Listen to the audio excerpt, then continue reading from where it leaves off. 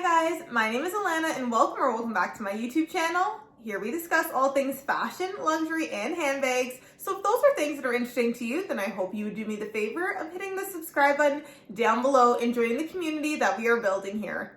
Today I have a handbag video for you and we are going to be talking about some of the rules I have to give myself when I'm purchasing handbags. So if you're interested in seeing a little bit more about that, then please just keep on watching.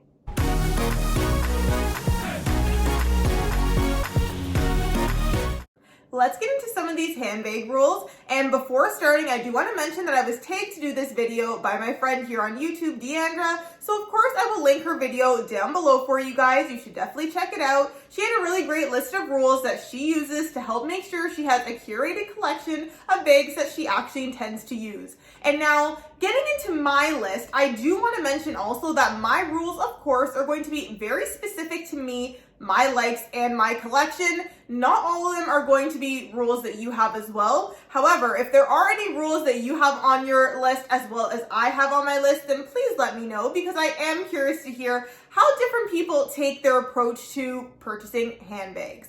Now, I know it might sound a little silly because why do we need rules for handbags? I think it's one of those topics, and in general, if you know, you know. There's a lot of beautiful, shiny things out there that we are interested in purchasing. But let's get into rule number one, and for me, it's going to be do not default to buying the black bag as the safe choice.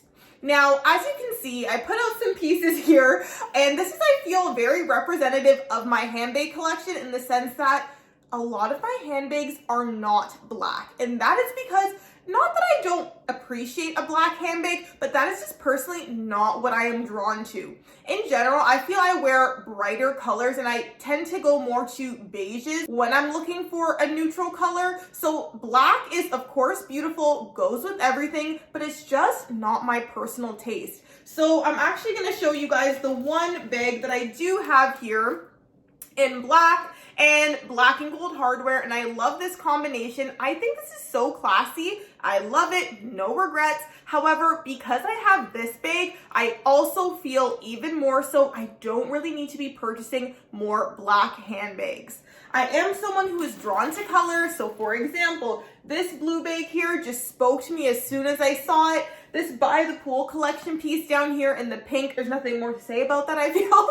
It speaks for itself. Pink is my favorite color, so I tend to go for colors in general. These things make my heart sing, and I find ways to incorporate it into my style. And because I have a variety of colors as well, it's quite easy to match a different bag with my outfits, so it helps me rotate through my pieces even more. So I do want to emphasize with this rule as well, it's not so much that I'm saying I should not buy black bags or I'm not allowing myself to buy black bags. It's just that if I am to get the black colorway, I have to make sure it's genuinely because I actually like it more than some of the other colors that are available too. Rule number two is going to be about purchasing brands that go on sale. So I'm going to use an example of a brand that I absolutely love, and that is Jacquemus. So I have 3 bags in my collection currently. However, I did buy one piece and I bought it at the retail price, and really it didn't sit well with me, and evidently it was a bag that I actually ended up passing on, which is not something I typically do. However, if you are someone who thinks about resale, well, we can already assume if the bag goes on sale, it can only hold a certain amount of value as it is. If this is something we know goes on sale at the end of the season, then it can only hold its value to a certain point. Why would someone want to buy a resale version when they could buy it brand new from the boutique? Now, for me, that's not the main reason I don't like to buy what's not on sale, simply because I pretty much tend to buy my bags to keep them.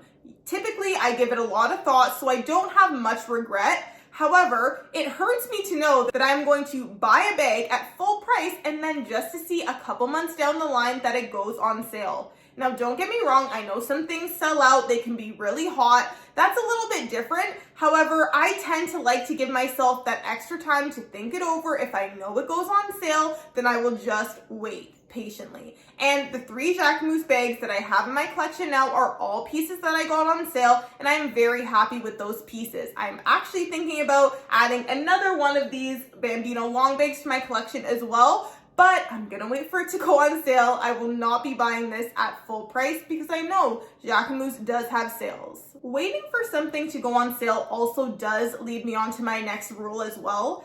I like to give myself time to think about a piece. Now, I'm going to be completely honest with you. There has been multiple cases where I've been impulsive.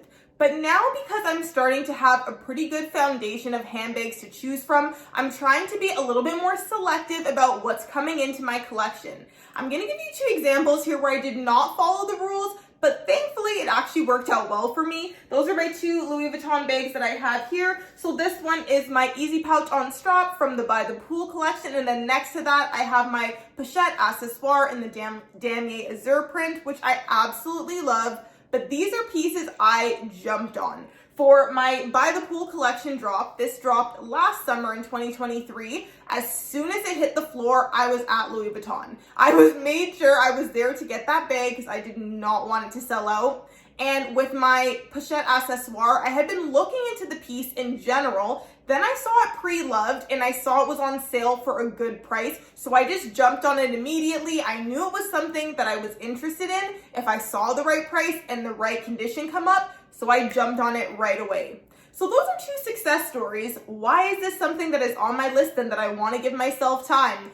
Well, it's mainly because I need to know if it's something that I'm actually going to be using. I want to make sure it's something I actually remember in a couple months, and it's not just me getting the FOMO or seeing something that's very hyped up and then me snatching it in the moment because I feel like it's something everybody has or it's the greatest bag because everybody's talking about it, but then I get it home and I'm not really using it much. With the price of these handbags, on sale or not, they are not cheap. So I want to make sure it's something that I actually want to have and keep in my collection, seeing as how I don't really look to sell my bags resale. So that is why that is my 3rd rule. My next rule, I am not supposed to buy a handbag just because it's taking me a little bit longer to save up for another handbag that I know I really love. Now, this is of course a tricky one because with the price of these handbags, they have gone up significantly in recent times, and because of this, they are more pricey than ever. So it's easy to think, well, this is a cute style and it's at a lesser cost. Maybe I can just pick this up in a similar style and it will scratch this itch. Now, I've seen many YouTubers talk about this as well, that oftentimes it doesn't in fact scratch that itch, and now you're out, say, $500 on a bag that is cute, but not the one you wanted, and you end up still spending, let's just say, $3,000 on the bag that you really wanted initially. The problem with that too is then you have 2 bags of similar function and or style, and you might not use them at the same rate because you had one in your mind that was a bag you were truly dreaming of. So this is why I really try and think of whether or not the bag is something I want in my collection, regardless of the price or not. And this one also goes into my next rule as well, and that is going to be I have to think ahead of time how I'm going to use this in my everyday life and does it fit with my style. There are so many cute bags out there. One that's super popular, for example, is the Neverfull. Now, before I really got into handbags, I thought this is a bag that I wanted. I saw everybody with it. It seems extremely practical. However, I'm not a tote girly. I don't like to carry a big tote over my shoulder unless it's a bag that I'm using for work. And personally, that's not a bag that I would be bringing to the office at this point anyways. So for me, the Neverfull wasn't actually the best choice for me. So I am happy that I did not end up purchasing it, even though I think it is a beautiful bag. For me, it would not fit into my lifestyle. Now, this also works in other ways too. So for example, there's the very popular handbag, the Prada Re-Edition 2005. This is a bag that I've been looking into more and more, and I've seen so many videos actually talking about how this bag is a waste of money, it's not worth the price, and it's not worth it at all. But if I am able to get my cost per wear out of it because I've looked and I know it will fit into my lifestyle, I like the style, then to me, that's what really matters. So that's a handbag I am still very much considering. I love the fact that it's carefree. I love that it has the shoulder element as well as the crossbody. So even though this bag is a pricey piece, the fact that I know for a fact I could get a lot of wear out of it, I could use it as an everyday bag as well as take it from day to night, The cost per wear would actually make it worth the money for me rather than purchasing something like the Neverfull, which is a bag that I wouldn't really be using in my everyday lifestyle. We are now on to the last rule of my list, and I believe that we are on to rule number 6.